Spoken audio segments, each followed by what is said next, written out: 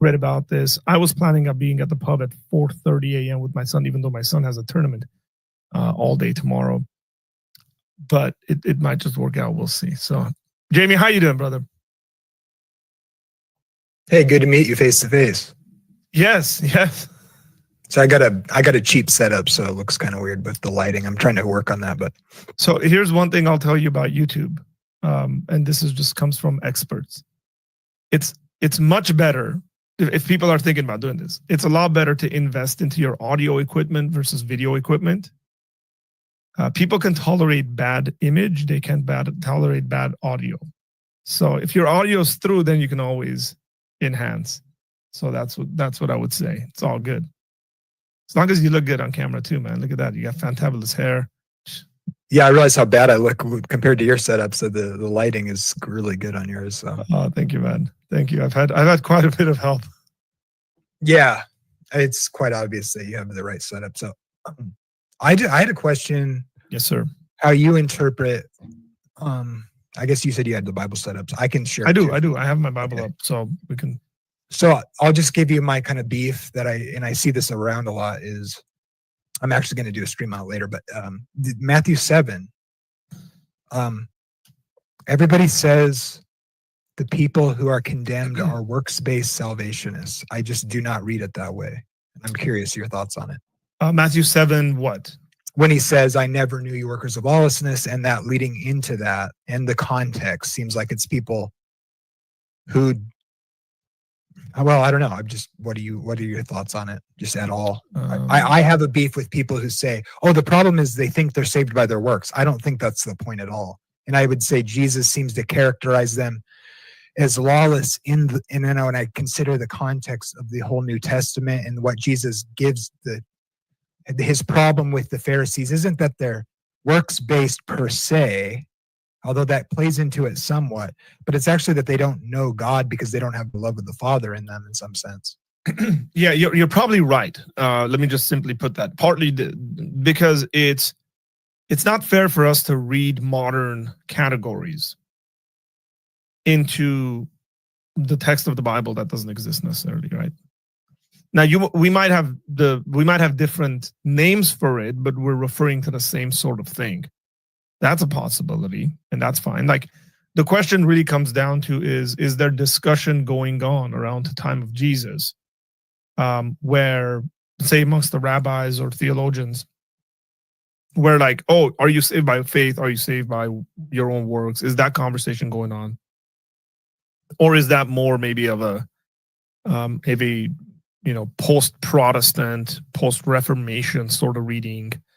Quite a bit of theologians have reflected on the reformers, on some of their interpretive habits even, and said, hey, look, we think one of the things they're doing is they're reading whatever the contemporary kind of Catholic Church is doing in Europe on top of kind of whatever Paul's saying, say, in Romans, or what Jesus is saying.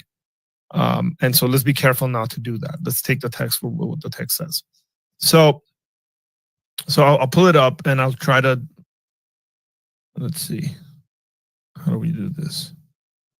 So the thing is that I don't know how to use this. So one of the problems I would point out with, like, I'm an Adventist, so like blah blah blah, all that. I'm not trying to bring that up, but I would just say, I would say that the idea that they think the things mentioned are not commandments there, for one. Mm-hmm. But I think that's beside the point.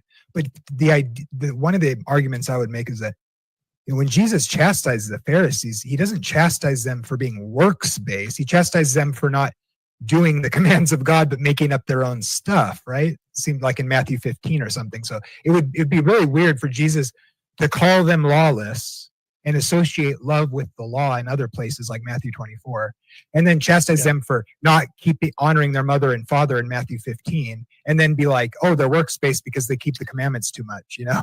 That just seems weird. It doesn't make sense. It's just not coherent in my opinion. I was having a conversation with a friend that leans Adventist yesterday, and one of the things we were talking about how Jesus says that what they're doing essentially is I'm trying to remember the passage. Not one jot or iota will be taken from the Word of God. But he says they do something with the law there. I'm forgetting the exact term. We'll put it up and look at it soon. But here's what I would say, because the passage you're looking at. Say that again. I think that's Matthew 5, maybe. It is Matthew 5, but there's a specific term that I'm trying to remember. We'll go there because I think it's contextually relevant. Here's the thing, like immediately that might come up, because this is the passage we're talking about, right? So not everyone who says to me, Lord, Lord, will enter the kingdom of heaven, but the one who does the will of my Father who is in heaven. On that day, many will say to me, Lord, Lord, did we not prophesy in your name, cast out demons in your name, and did many mighty works in your name? And then I will declare to them, I never knew you. Depart from me, you workers of lawlessness. Being lawless ones, essentially, right? And that, like, being lawless would be like utter, complete rebellion towards God. That like contemporary speaking to the folks in Jesus' day. So the works-based salvation thing, I don't think fits in that kind of interpretive frame. But here's the thing: I would actually go back and look at verses 15 to 20, because this is the immediate context that comes right before this. Again, I'm not going to get into whether Jesus said this before or not.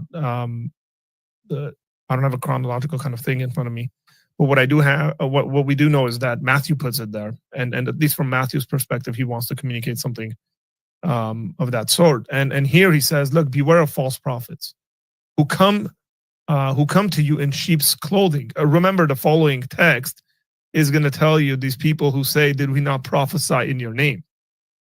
Well, yeah, I mean, it makes sense for false prophets to prophesy in, let's just say, God's name, and not actually be from God. You see them in the Old Testament all over the place. So contextually, this makes sense. But who come to you in sheep's clothing, but inwardly are ravenous wolves. You will recognize them by their fruits. So that's, what kind of fruit are they bearing is very important. And he gives this example of, are grapes gathered from thorn bushes or figs from thistles? So every healthy tree bears good fruit, but the diseased trees bear bad fruit, right? And so a healthy tree cannot bear bad fruit, nor can a diseased tree bear good fruit. Every tree that does not bear good fruit is cut down, thrown into the fire. Thus, and there's this repetition again, you will recognize them by their fruits. And then Jesus goes on to talk about these individuals, which essentially their deeds is their lawlessness, and is the way you recognize them, right? It's a recognition of that. So if someone's lawless, they're workers of lawlessness. Jesus recognizes that clearly. That's what he calls them.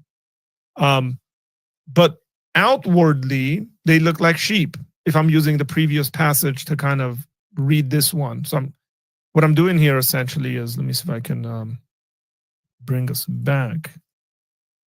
Like, what I'm doing here is I'm kind of placing them on top of each other, right? I'm reading one through the other, because contextually it makes sense to do that. Yeah.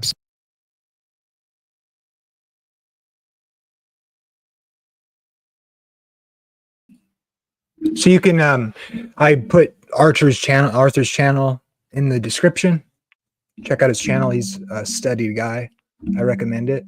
He's not an Adventist, but he's a thoughtful guy and educated. So hopefully he doesn't mind me using that clip. God bless.